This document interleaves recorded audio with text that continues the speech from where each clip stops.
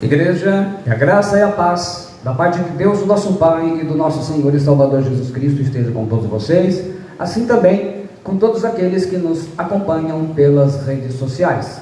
O texto da palavra de Deus está no livro do Apocalipse, no capítulo 22, a partir do versículo 6. E o tema da palavra do Senhor: voz da profecia e 4 sinais. Desde já, peço àqueles que não fizeram para nos ajudar, que estejam me seguindo lá, minha conta no YouTube, acionando o sininho de informações, e que vocês também possam estar aí compartilhando essa mensagem. O tema então da palavra: voz da profecia e 4 sinais. No livro de Apocalipse, no capítulo 22, a partir do versículo 6 diz: E disse-me, estas palavras são fiéis e verdadeiras, e o Senhor, o Deus dos santos profetas, enviou o seu anjo para mostrar aos seus servos as coisas que em breve hão de acontecer. Eis que cedo venho. Bem-aventurado aquele que guarda as palavras da profecia deste livro. No versículo 10, e disse-me: não celes as palavras da profecia deste livro, porque próximo está o tempo. Quem é injusto, seja injusto ainda. E quem é sujo, seja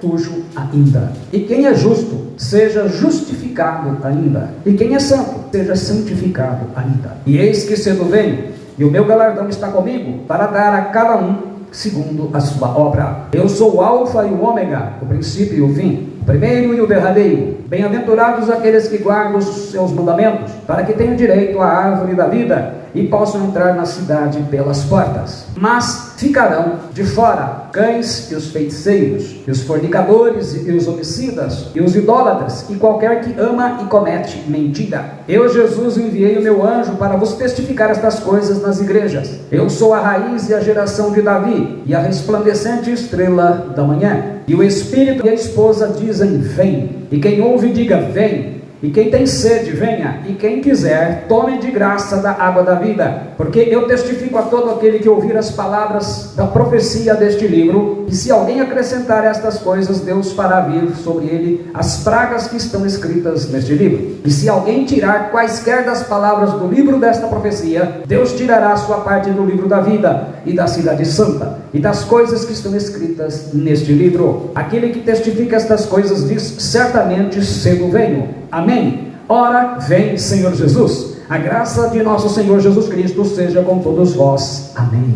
Pai Celestial, está lida aí esta poderosa palavra, e que o Senhor esteja nos abençoando, que o Senhor esteja falando conosco nesta noite, com mais desta palavra que está sendo liberada agora. Que ela venha, Senhor, alcançar os nossos corações, em nome de Jesus Cristo, no poder do Espírito Santo. Amém. Pode se assentar, meus irmãos.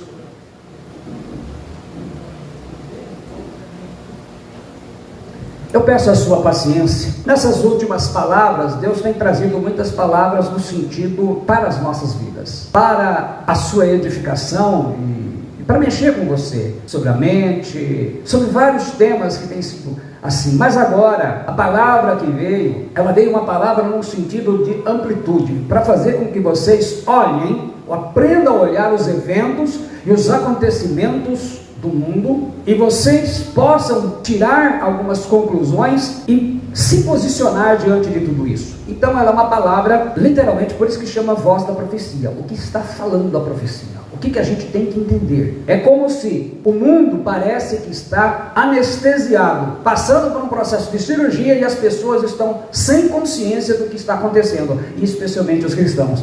Então a gente vai fazer um apanhado. Então algumas coisas, eu vou trazer fatos históricos e acontecimentos que vocês vão olhar na internet, está lá registrado, mas a gente precisa colocar isso num contexto que você entenda que os fatos como eles estão acontecendo, e a gente só pegou 4 por causa do tempo, 4 sinais, para que a gente esteja olhando e verificando que as coisas que estão acontecendo, elas têm que acontecer dessa forma. E é isso que eu quero permitir que o Senhor agora nos use para estarmos trazendo essa revelação. Então aqui primeiramente nós temos o texto do Apocalipse. É interessante que o livro do Apocalipse, no Gênesis, capítulo 1, ele fala da criação. Em Apocalipse 21, ele fala da nova criação, céu e terra. Gênesis 2, a gente vê que ele fala da árvore da vida. E agora aqui em 22, ele de novo fala da árvore da vida. Vocês veem que começo e fim, a unicidade das Escrituras. Claro que quem já renunciou ao Antigo Testamento não vai conseguir enxergar isso, porque é necessário a revelação de Deus. Mas o que importa hoje? Dá a impressão que está tudo normal, todos os eventos não está acontecendo nada. Só vou colocar aqui, ele fala essa palavra, eu gosto muito desta palavra, Maranatá, né?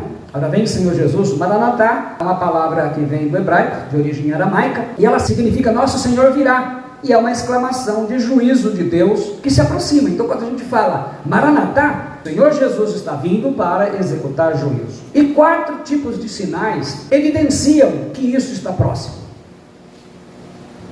E a gente sabe que Jesus não vai vir antes do anticristo. O anticristo vai se manifestar primeiro. Mas o Senhor Jesus, ele dá algumas dicas, inclusive em Mateus 24, de vários eventos. Depois o anticristo, depois ele vem. Então eu quero compartilhar com vocês. Depois, como eu faço, né? Por exemplo, hoje que eu consegui ouvir a mensagem do domingo passado, eu também ouço, porque eu gosto de ouvir o que Deus está falando, porque agora é conforme flui, e a gente vai permitindo que Deus esteja falando. O primeiro grupo de sinal que nós vamos ver é que a natureza está gemendo com dores de parto. Em Mateus 24, 7, o Senhor Jesus disse: porque se levantará nação contra nação, e reino contra reino, e haverá fomes, e pestes, e terremotos em vários lugares. Pestes em vários lugares são epidemias ou pandemias. Então ele diz que haverá esses sinais. O apóstolo Paulo, escrevendo em Romanos 8, 18 e 23, ele diz assim, a tradução da King James: estou absolutamente convencido de que os nossos sofrimentos do presente não podem ser comparados com a glória que em nós será revelada. A própria natureza criada aguarda com vívido anseio que os filhos de Deus sejam revelados. Porquanto, pela revelação que será feita com a ressurreição dos mortos em Cristo e da transformação do corpo daqueles que estiverem vivos, os cristãos, claro. Porquanto a criação foi submetida à inutilidade, não por sua livre escolha, mas por causa da vontade daquele que a sujeitou, na esperança de que também a própria natureza criada será libertada do cativeiro da degeneração, em que se encontra recebendo a gloriosa liberdade outorgada aos filhos de Deus. Estamos aguardando ansiosos. Sabemos que até hoje toda a criação geme e padece como em dores de parto. Eu te pergunto, mas como que é isso? E não somente ela, mas igualmente nós que temos os primeiros frutos do Espírito, também gememos em nosso íntimo, esperando com ansiosa expectativa por nossa adoção como filhos, a redenção do nosso corpo. Esse gemido eles faziam porque eles estavam sofrendo. Esse lado da igreja aqui não está entendendo isso, porque nós estamos numa vida muito mansa, muito tranquila aqui. Mas nós vamos exemplificar isso. O Senhor Jesus, ele não quis dizer primeiramente que os acontecimentos que antecederam a sua volta, ou mesmo a revelação do anticristo, fossem exclusivos daquela época. Muito pelo contrário, o Senhor está aqui ensinando que vão acontecer todos quase que simultaneamente, de uma forma que as pessoas que tiverem compreensão espiritual vão entender. Então quando começa a haver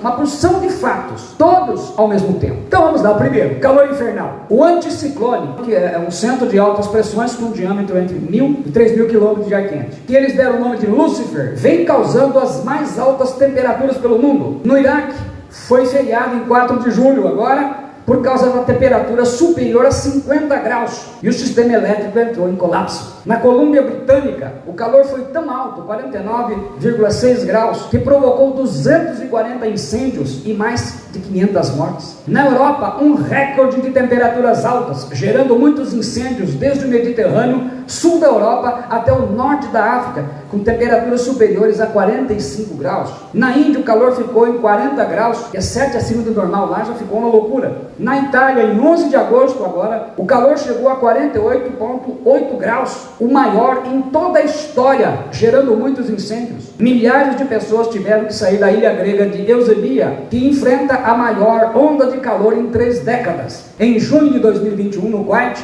a temperatura chegou a 63 graus. Eu até fui olhar para ver se não era fake news isso. E não é. 63 Jesus, que gosta de calor, é uma maravilha. A mais alta do planeta, superando a de 56,7 do Vale da Morte, na Califórnia, em 1913. Notícia que saiu no jornal, a notícia da hora. Alemanha, Bélgica e Holanda ficaram debaixo d'água. Inundações catastróficas na Europa, com muitos mortos desaparecidos. Em junho desse ano, notícia da CNN, um tsunami de lama no centro do Japão, destruindo 130 edifícios. Julho de 2021, notícia da CNN. Os vulcões Muitos vulcões entraram em erupção ao redor do mundo em 2021. Na ilha caribenha de São Vicente registrou a maior erupção do vulcão La Sovière em 12 de abril. Em março de 2021, na península de Reykjanes, na Islândia, um vulcão entrou em erupção após 800 anos de inatividade. 800 anos estava paradão. Entrou também em maio de 2021, entrou em erupção o vulcão Stromboli, nas Ilhas Eólias, na Itália. Em agosto desse ano, entrou em erupção o Etna, o maior e mais ativo vulcão da Europa, com mais de 3.003 metros de altura em lava. Vocês já imaginaram? Mais de 3.000 metros de altura vindo de lava. Em junho de 2021, entrou em erupção o Iragongo, um dos vulcões mais ativos e perigosos do mundo. São mais de 31 vulcões entrando em erupção. Então, estou falando do calor, estou falando dos vulcões. Agora, os terremotos.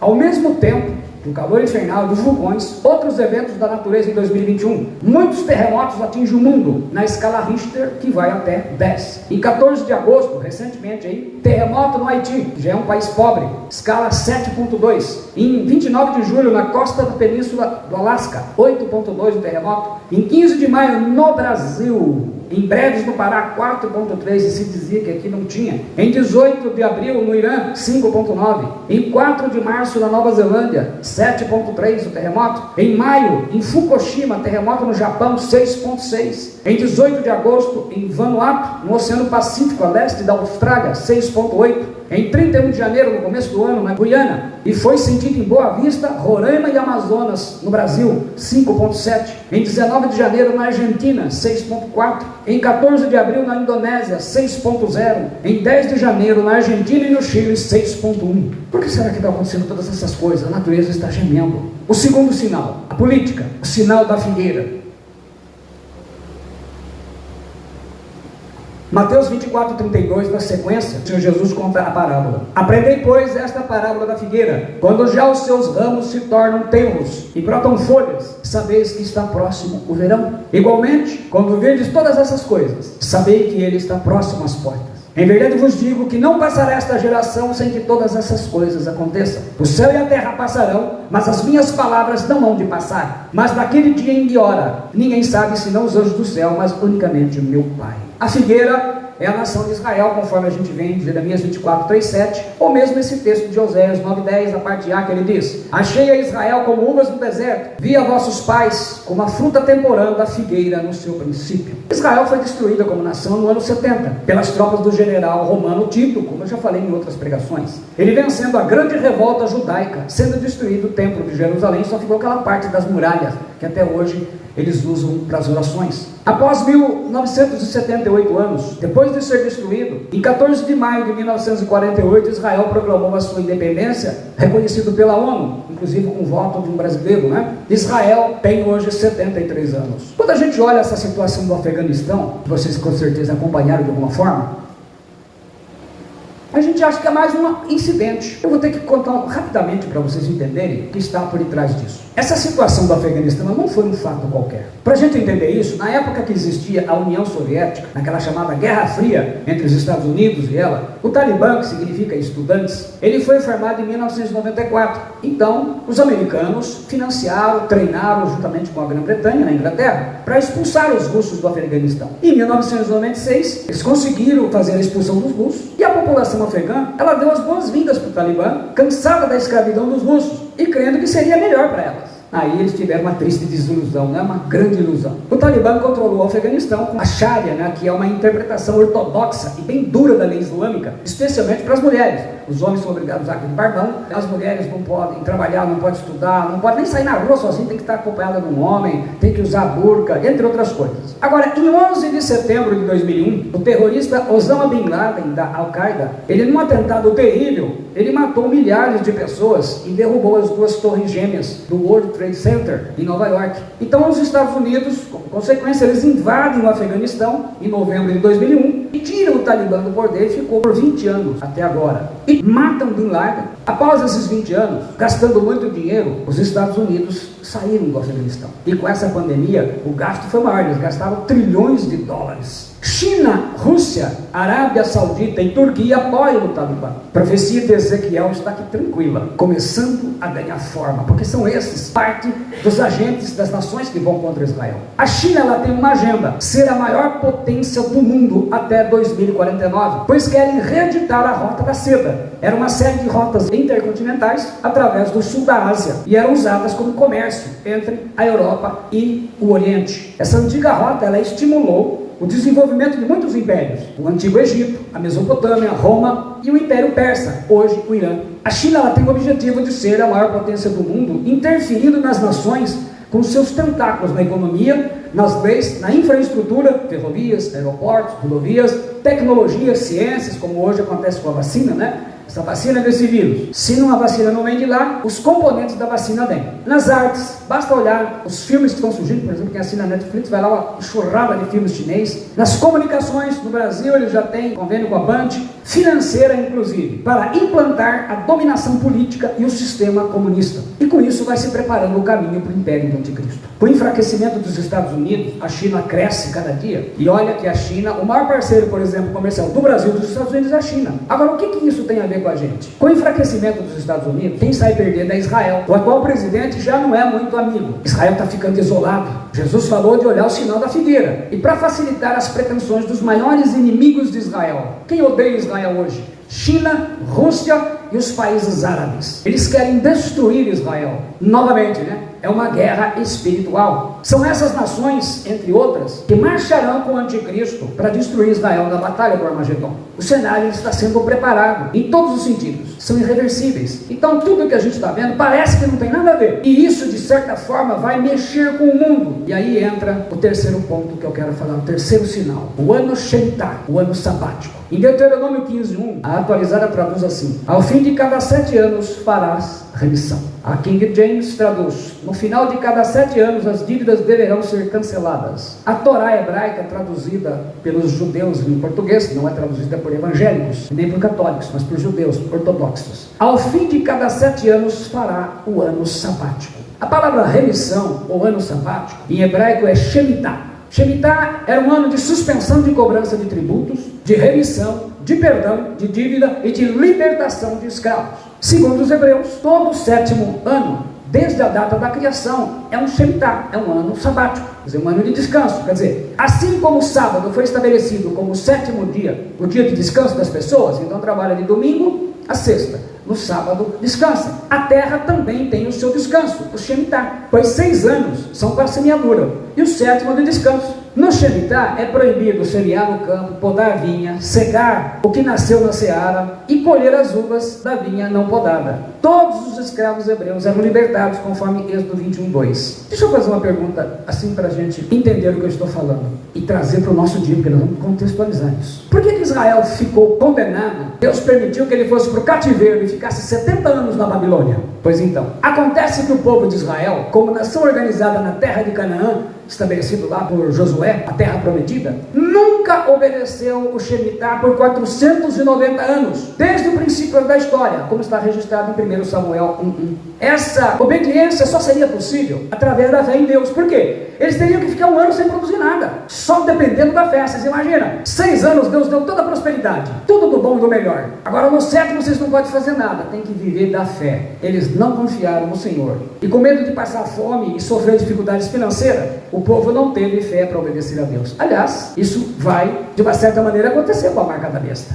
Então Deus fez um juízo sobre Israel e condenou o cativeiro da Babilônia para pagar cada Shemitah roubado do Senhor. Em 490, se você dividir 490 por 7, são 70 anos. E começou em 587. Está escrito isso em 2 Crônicas 36:21. Tudo isso em cumprimento da palavra de Yahvé, o Senhor, profetizada pela boca de Jeremias. A terra desfrutou os seus descansos sabáticos, repousou durante o tempo de sua desolação, até que os 70 anos se completassem. Então eles pagaram cada ano roubado do Senhor. Então Israel aprendeu a primeira lição: você não pode roubar o que é do Senhor e se dá bem a vida inteira. Uma hora a conta vai chegar. E chegou para Israel. Então, qual foi o motivo? Todo mundo pode pensar que foi idolatria, foi isso Deus tolerou. Mas quando começou a roubar o que era dele, foi para o cativeiro. Se nós olharmos, qual é a característica da nossa geração? Ela tem roubado o que é do Senhor. mas calma que eu chego lá. Assim nós aprendemos que o ano Shemitah, ele é um ano de juízo de Deus por causa da rebelião do homem. Por exemplo, no Shemitah de 1917, a Revolução Socialista foi uma tragédia para os russos, abalou o mundo, e se não fosse ela, não haveria Adolf Hitler, que matou 6 milhões de judeus. No Shemitah de 1931, em 12 de setembro, numa terrível crise financeira, a Inglaterra abandonou o padrão ouro, que era o orgulho dela, desencadeando falhas no mercado financeiro e falências de banco ao redor do mundo, e uma grande catástrofe financeira, e isso vira uma ciranda, porque todos os países sofrem com isso. Em 11 de setembro de 2001, ano Shemitah, 2 aviões comerciais sequestrados foram arremessados contra 2 edifícios do complexo World Trade Center, em Nova York, as famosas Torres Gêmeas, matando cerca de 3 mil pessoas. Existem muitos estudantes da Bíblia que eles, com base nisso, lendo Judas 1, 14 e 15, que está escrito: e desses profetizou também Enoque, o 7º depois de Adão, dizendo: eis que é vindo o Senhor com milhares de seus santos, para fazer juízo contra todos e condenar dentre eles todos os ímpios, e por todas as suas obras de impiedade que impiamente cometeram, e por todas as duras palavras que ímpios pecadores disseram contra ele. Acreditam que há uma possibilidade do arrebatamento ser no ano Shemitah, porque ele vai trazer juízo, porque uma vez que remove a igreja, o anticristo vai poder ser revelado. Aliás, a grande tribulação pela qual os habitantes da terra irão passar serão 7 anos, portanto, envolve um ano Shemitah. Em Daniel 9, 27, e ele firmará aliança com muitos por uma semana de anos, uma semana 7 anos. E na metade da semana, 3 anos e meio, fará cessar o sacrifício e a oração, quando o anticristo quebra a aliança com os judeus, ao se sentar no trono de Deus, no templo. O terceiro, e sobre a asa das abominações virá o assolador, e isto até a consumação, e o que está determinado será derramado sobre o assolador. Jesus falou sobre ela em Mateus 24, 21. Orai para que a vossa fuga não se dê no inverno nem no sábado. No inverno as pessoas não vão para lugar nenhum, né? Não vão para orar, não vão para a igreja. Meu Deus do céu, né?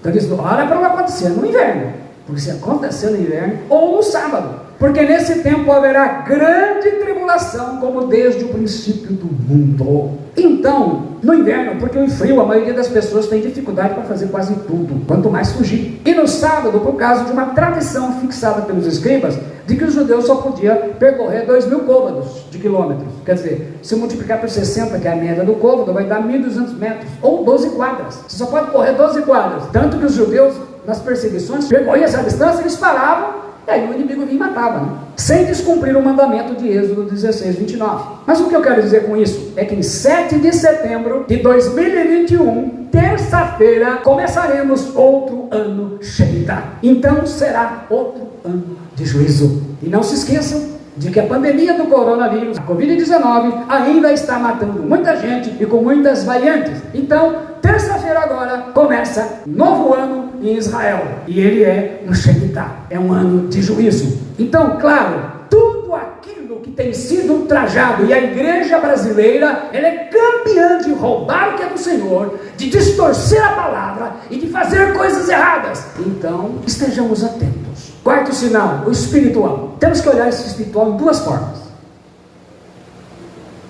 Primeiro nós vamos olhar no lado do cristianismo, do lado da igreja. Aqui cabe Mateus 24, 12. Eu vou ler em 3 traduções. A Corrigida Fiel, que é a nossa, a atualizada, a revista atualizada, e a King James, em português. E por se multiplicar a iniquidade, o amor de muitos esfriará. A Ara traduz. E por se multiplicar a iniquidade, o amor se esfriará de quase todos. A King James. E por causa da multiplicação da maldade, o amor da maioria das pessoas se esfriará. Então a pergunta é: o que é iniquidade? Aqui a palavra que os apóstolos usaram no Novo Testamento, a palavra grega é anomia, que significa a condição daquele que não cumpre a lei de Deus. Os apóstolos, eles usaram essa palavra grega para traduzir uma palavra hebraica, porque os apóstolos eram hebreus, e eles conhecem muito bem. A palavra hebraica para iniquidade é avon, do verbo avá, que significa ser torto ou dobrado. E ela significa, ela é uma metáfora sobre o comportamento desonesto das pessoas em suas escolhas e consciência, que estão distorcidos ou fora de forma da palavra de Deus.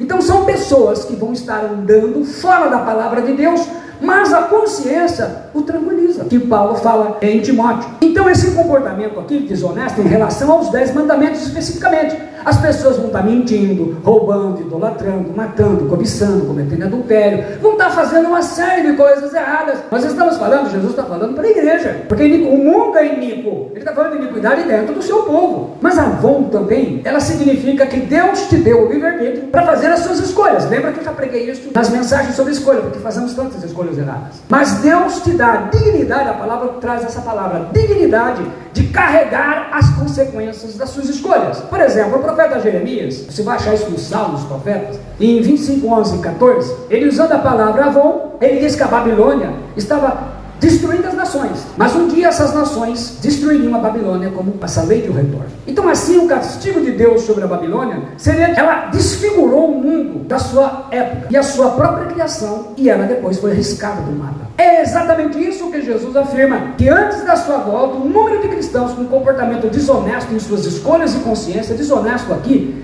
é porque vão desrespeitar a palavra de Deus. É só você ver as explicações que você vê da palavra de Deus na internet. Os vídeos, as coisas, é terrível. Isso ia ser tão grande, mas tão grande, que o seu castigo seria carregar como consequência o esfriamento do amor pelas coisas de Deus. Então a indiferença pela sua salvação, da sua própria alma. Veja bem, o que eu quero dizer é que isso vai aumentar. O que vocês estão vendo agora, e na vida de cristão vai ficar pior. Então as pessoas, estar congregado vai ser raridade. As pessoas vão ficar nas suas casas, vão usar o domingo para fazer qualquer outra coisa. E mais, como Paulo fala em 2 Timóteo capítulo 4, vão procurar mestres, vão começar a escutar somente aquilo que lhes causa prazer, aquilo que agrada os seus sentidos. Jesus disse então, ele termina isso em 24:13 de Mateus dizendo: mas aquele que perseverar até o fim, esse será salvo. Veja bem, isso quem disse foi o próprio Senhor Jesus. Avon, o nome do cosmético, né? A pessoa criou a marca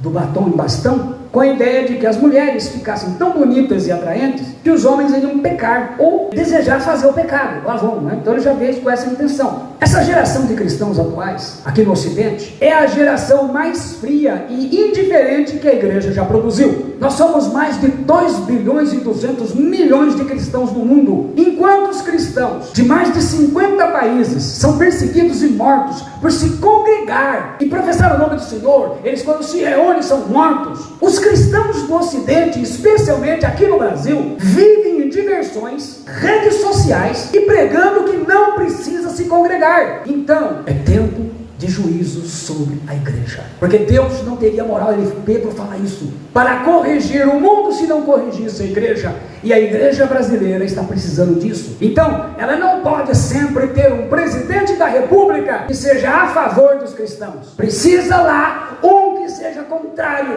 porque em todos os países onde há perseguição, primeiro os pastores se unem, a igreja se torna um, e quem não aguenta a perseguição renuncia a Cristo. Alguns países onde é difícil ser cristão, um brasileiro lá não ficaria muito tempo. Os piores entre eles, Coreia do Norte, Afeganistão, lá agora já está pior para os cristãos, porque o Talibã voltou ao poder. Somália, Líbia, Paquistão, Eritreia, Sudão, Iêmen, Irã, Nigéria, Índia, Síria, Cuba, a famosa Cuba que os esquerdistas brasileiros veneram, não seja cristão, porque lá não dá. Sri Lanka, Emirados Árabes, China, a China mata cristão doidado, Rússia, Arábia Saudita e a Venezuela, da qual foi muito dinheiro brasileiro para lá, nas regiões celestiais, que nos importa trazer para agora. Apocalipse 16:12 diz assim: e o sexto anjo derramou a sua taça sobre o grande rio Eufrates, e a sua água secou-se, para que se preparasse o caminho dos reis do Oriente. E da boca do dragão, e da boca da besta, e da boca do falso profeta, eu vi sair 3 espíritos imundos semelhantes a rãs, porque são espíritos de demônios que fazem prodígios, os quais vão ao encontro dos reis da terra e de todo o mundo, para os congregar para a batalha, naquele grande dia do Deus Todo-Poderoso. Eis que venho como ladrão. Bem-aventurado aquele que vigia e guarda as suas roupas, para que não ande nu e não se vejam as suas vergonhas. E os congregaram no lugar que em hebreu se chama Armagedon. Detalhadamente nós temos aquela mensagem em 5 partes do Apocalipse ilustrada, que vocês podem consultar na internet. Reis do Oriente aqui ou como traduz a atualizada, do lado do nascimento do sol é a China, cuja influência no poder sobre as nações está aumentando cada dia com o domínio do comunismo, tão idolatrado pelos homens de esquerda. E como eu falei para vocês, né, o comunismo já matou mais gente do que as duas guerras mundiais juntas. O dragão é Satanás, o diabo, Apocalipse 2:9. A besta é o anticristo, 666, que está em Apocalipse 13:1. O falso profeta é o líder da religião mundial, que será formada, Apocalipse 3:11. Esses três espíritos de rãs, muitos estudantes da Bíblia acreditam que pelas descrições do Apocalipse são três principados, muito citados na Bíblia. Um deles até entra no Novo Testamento, aliás, dois deles, né? Um aparece o nome mesmo, Belial, Paulo cita ele. O outro, Jesus cita o segundo, um outro nome pelo qual ele é conhecido. Belial, que está sodomizando as nações, isto é, transformando a sociedade com os pecados de sodomia, Apocalipse 11:8. Astarote, que está corrompendo as nações e os pastores ricos da igreja, como fez com o rei Salomão, o amor ao dinheiro, a avareza e os pecados do materialismo, do luxo, da luxúria e da idolatria, Apocalipse 17:18. Para implantar a famosa marca da besta. Ele tem sido visto como esse, até porque é referente a ele lá no texto de Salomão, que tem o número 666. Tem sido feito muito essa ligação. No dia, quem estiver por aqui vai poder conferir. E Leviatã, que levantará muitos líderes das nações a darem o poder ao anticristo. Ele vai levar muitos, conforme está em Apocalipse 17 e 18. Quem são esses reis da terra? São presidentes, reis, primeiros ministros e líderes das nações, homens materialistas, ateus, corruptos e corruptores. Quer dizer, vão ser comprados, mas também vão comprar pessoas, que estão sendo levantados por ditaduras e ganhando eleições, mesmo que seja de forma corrupta e fraudada. Então, as próximas eleições no mundo inteiro, o que se vai ver é sempre isso que nós estamos vendo. Lá na Síria, colocaram de novo um ditador ateu, e assim vai. Por quê? Para facilitar o governo do anticristo através da nova ordem mundial. Ezequiel 38, ele cita algumas destas nações: Magog, a Rússia; Pérsia, que hoje é o Irã; Gomer, a Alemanha, faz parte do Império do Anticristo; Togarma, a Turquia; Dedã, a Arábia, e por aí vai. Três mensagens ao povo de Deus, as três mensagens do Senhor. Primeiro, seja sábio. Daniel 12:10 diz: muitos serão colocados à prova, e assim serão joirados, purificados e aperfeiçoados. No entanto, os malignos continuarão praticando impiedades. Nenhum dos ímpios dará ouvido a estas palavras, tampouco buscarão entendimento, mas os sábios e prudentes sim, estes entenderão. Então entenda que todos os eventos que você está ouvindo, eu citei alguns, isso faz parte. O cenário está sendo preparado, as peças estão sendo encaixadas. E lembrem-se que existe uma parte dessa peça que é importante, que tem que ser removida. Segundo, mantenha seu nome no livro da vida. Apocalipse 3:5 diz: o que vencer será vestido de vestes brancas, e de maneira nenhuma arriscarei o seu nome do livro da vida, e confessarei o seu nome diante de meu Pai e diante dos seus anjos. A palavra riscar aí em grego, exalifo, quer dizer apagar, como traduz atualizada, remover, destruir, limpar, esfregando. Jesus fez essa advertência para a igreja de Sardes, uma igreja que era muito famosa. Ele fala lá no começo do capítulo, eis que tem nomes que vivem, né? Ela era muito famosa no seu tempo, mas para Jesus ela estava morta, como a igreja no Brasil. A grande parte, após a Covid, ficou pior ainda, né? A população de Sardes também era rica e acostumada a viver no luxo, como era a de Laodiceia, e tinha tudo que o dinheiro podia trazer. Assim, os cristãos de Sardes, que começaram bem, começaram a carreira bem, acabaram cedendo aos prazeres do mundo e da riqueza, ficaram famosos, mas foram reprovados por Jesus. Eles também ficaram como Laodiceia. As pessoas buscam um lugar onde sejam badaladas, louvadas, elogiadas e famosas. Assim era Sardes, mas para Jesus ela estava prestes a ter um nome apagado do livro da vida. Quando você prega o evangelho para a pessoa, está ensinando, lembram-se que existem 4 mudanças espirituais que a gente ensina, que acontece quando a pessoa aceita Jesus como Senhor e Salvador, como ela confessa Jesus como seu Senhor, Romanos 10:9. Primeiro, o que acontece? Ela é imediatamente salva, certo? Efésios 2. Segundo, ela deixa de ser criatura de Deus e passa a ser filho de Deus. Terceiro, justamente porque ela tem um novo nascimento. E por último, ela tem o nome escrito no livro da vida. Apocalipse 21:1 e 27, né? Porque ele diz, por exemplo, no 27, ele fala assim: e não entrará nela, na Nova Jerusalém, coisa alguma que contamine e cometa abominação e mentira, mas só os que estão escritos no livro da vida do Cordeiro. Então, para entrar lá tem que estar o nome escrito. É que nem no lugar que você chega, que é controlado, dependendo que vai lá a festa, o evento, olha a lista e procura o teu nome não está aqui, você não entra. Exatamente. Olha só, diz para essa igreja que era rica e famosa e badalada, que se ela não se arrependesse, o nome dela seria arriscado. Quer dizer, mesmo depois de escrito, o nome pode ser arriscado. E por último, com a sigla OVO, fácil de guardar: olhe, vigie e ore. Marcos 13, 34 a 37. Olhai, vigiai e orai, porque não sabeis quando será o tempo. É como um homem que, ausentando-se do país, deixa a sua casa, dá autoridade aos seus servos, a cada um a sua obrigação, e ao porteiro ordena que vigie. Então a cada um ele dá a sua obrigação. Vigiai, pois, porque não sabeis quando virá o dono da casa, se à tarde, se à meia-noite, se ao cantar do galo, se pela manhã, para que, vindo ele inesperadamente, não vos ache dormindo. O que, porém, vos digo a todos: vigiai. Você pode dormir na hora da pregação, mas não pode dormir espiritualmente na hora que ele voltar. Olhar, o verbo grego significa ver, ter o poder de ver, é discernir, é perceber claramente, é saber diferenciar. Então, olhe o que está acontecendo. Olhe o que está acontecendo com os cristãos. Olhe o que está acontecendo com o mundo, as pessoas abandonando cada vez mais, apostatando da fé. Ele fala vigiai. Cada palavra, cada vez que ele usou vigiai, ele usou uma palavra diferente. Aqui ele usa uma palavra chamada grupinel, que quer dizer vigiar, ficar como sentinela, fica de guarda, monitora, faz um monitoramento. É estar acordado, é não dormir, é estar pronto, estar sob aviso, é estar circunspecto. Gostei dessa palavrinha. Quer dizer que você olha com prudência, com cuidado, todos os aspectos. Imagina que você está fazendo uma coisa muito importante e não pode errar. O outro vigiar, Gregoriu, ele quer dizer tomar cuidado, para que por causa de negligência ou indolência, nenhuma calamidade destrutiva repentinamente te surpreenda. Sabe aquele sujeito que bebe e depois vai dirigir? Aí tem um acidente, ou então está falando ao celular, dirigindo, bate o carro. É isso, ele diz: esteja consciente, não faça uma coisa dessa. Nesta palavra, inclui todas as obrigações que um discípulo de Jesus deve cumprir até a volta. Então ele está dizendo para você: cumpre a tua obrigação. Quantas coisas a gente deixou de fazer nesse tempo de pandemia para o Senhor? Está todo mundo ocupado. Todo mundo ocupado. Não vou poder ir no culto hoje, porque eu estou ocupado. Meu Deus do céu. Não posso ir no discipulado, estou ocupado. Eu não posso ir à oração, estou ocupado. Nós estamos ocupados demais. Então você não vai poder ir para o céu, porque você está muito ocupado. Orai, a palavra prosiokomai, quer dizer fazer orações. Orar é oferecer orações, é orar a Deus, é suplicar, é fazer pedidos a Deus por necessidade.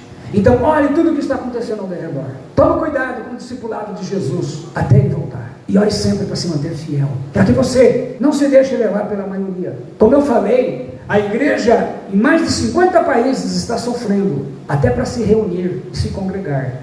Aqui no Brasil, eu escuto, eu acho um absurdo, mas faz parte. Um pastor, que se diz pastor, né? Que título de pastor é uma coisa tão vergonha, né? Pega a Bíblia, não! Na palavra de Deus, você não precisa estar congregado. Ué, Jesus disse, chamou minha igreja, e ele disse: aonde 2 ou 3, e ele falou minha igreja. O termo eclesia significa o ajuntamento, era uma palavra usada para exército, e ele usou para a igreja dele, o exército. Paulo nos chama de soldados de Jesus Cristo, mas não adianta, cada vez mais você vai ver, e lembre-se disso, vai piorar a situação espiritual da cristandade, e você infelizmente vai ter que olhar, mesmo membro da sua família, você não vai ter diferença. Eu escutei um comentário de livros assim, vou falar 2 coisas para encerrar. O fulano é evangélico, falou: olha, houve uma época, escutei conversa entre índios, nenhum era cristão.